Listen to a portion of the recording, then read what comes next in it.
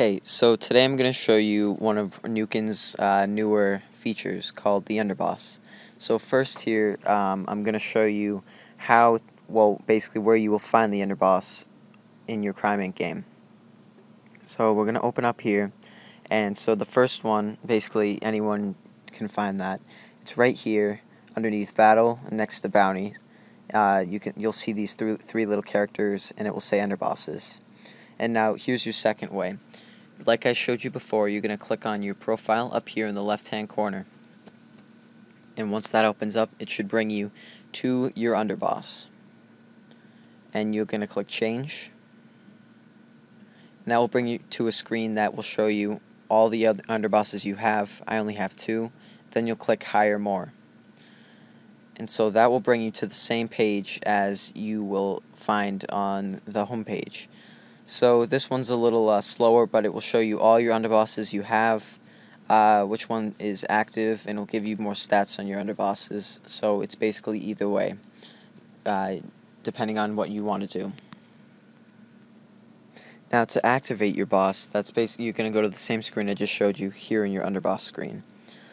Now you're gonna have at least one enabled. So it's either a default one, or if you've done this before, you've already bought one and you have one enabled.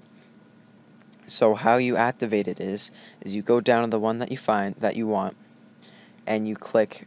Mine says active, but you want to click this button right here. And so that's going to bring you up here, and it's going to show you the boss. And right here where mine says active, yours is going to say activate. And you're going to click it once, and it's going to come up with a button in the same place that says confirm with a question mark.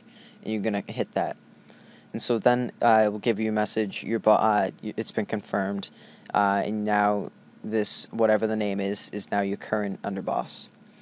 So one thing that I do want to bring up while I'm on this topic, see this right here, available in 13 hours? Well, that's basically, once you change it, whatever boss you are changing from, so I changed from this guy right here to Shank, so that means that I can't switch back for 17 hours. Now I did this earlier today, so that means that I only have 13 hours left, but it's not 24 hours, it's not 12, it's 17 for whatever reason. I'll update you if that changes, but for now that's the way it works. Now I'm going to answer the question, what does the Underboss do?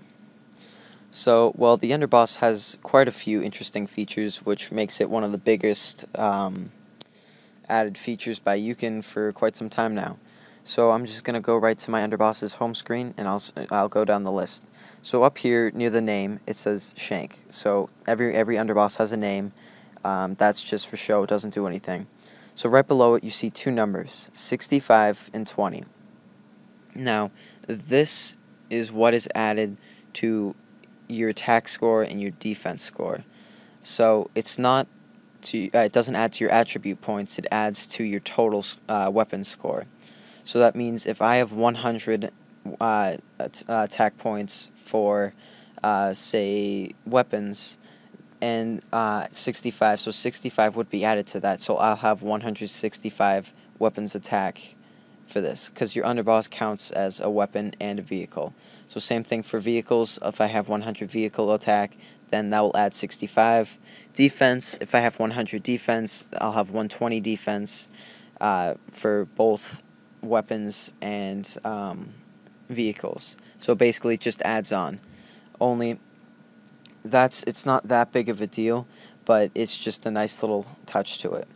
So right below you have a perk. So every boss does something regardless of what it is. So some are engineers, some are like hired guns, something like that. So one feature is every mercenary you have can bring 2 guns and 2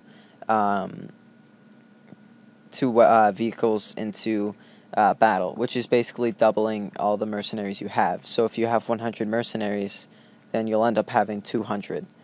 So that's a nice little feature right there, but it's not, in my opinion, the best, because you do still have to buy all of the weapons and all the vehicles for that again.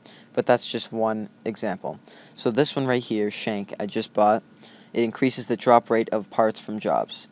So it's nothing special. There's a few other bosses that come cheaper that also have this.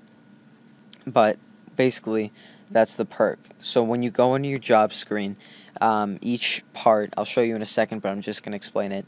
Each part is going to be highlighted, showing you that this perk is activated. So that means that instead of whatever the drop rate may be for that particular job, this Underboss will increase it. So there's a bunch of different features, and it's all personal preference, but you're going to want to go check that out before you purchase it, and whatever one fits you, I recommend buying. So next, it's going to show you what the finish is. So this one is its execution by headshot.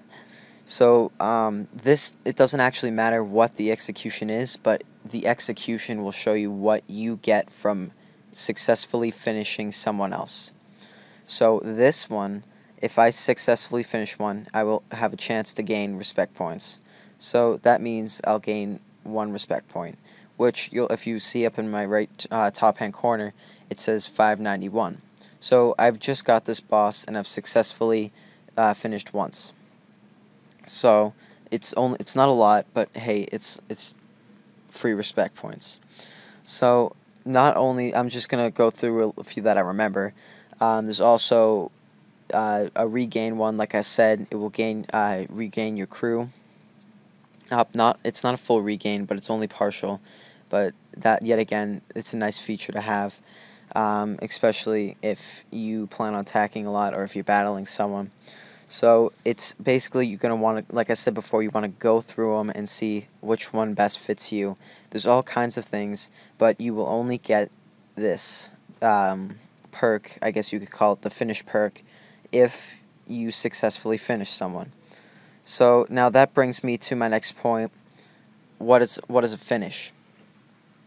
Every time you injure a boss or kill a boss, you'll have the option to finish them.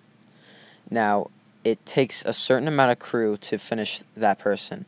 So that is determined by how much crew that person has left, or how much crew they had left when you attack them.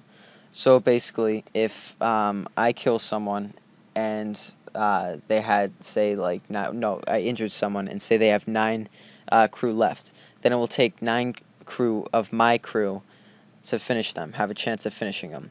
Now, your crew is charged from your total crew anyway. What I mean by charged, it's just like go from 208 to 199.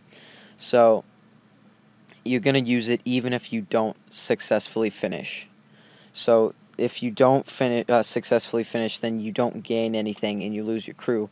But if you do, you'll get your perk, some money, you'll get 5 XP for your boss. So that's that. So every time you, like I said, every time you injure or kill someone, you'll have that option. So now, how to level up your boss. Like I said, every boss is leveled up the same way. So each successful finish, you get 5 XP for that boss. So that means that over time, with each successful finish, 5 XP will be added to your boss, not to your profile. So that doesn't mean up there 16,150 will be added 5. Your underboss has a different different XP till next level up. So you see this little green bar right here, that will increase with each successful finish until you level up again. So basically, what you get from leveling up is right down here. And I just want to stress this point: you only get 5 XP when you successfully finish. So right down here, your next level, it will be added 7 attack. So that means 7 attack to 65, and then add 2 defense to 20.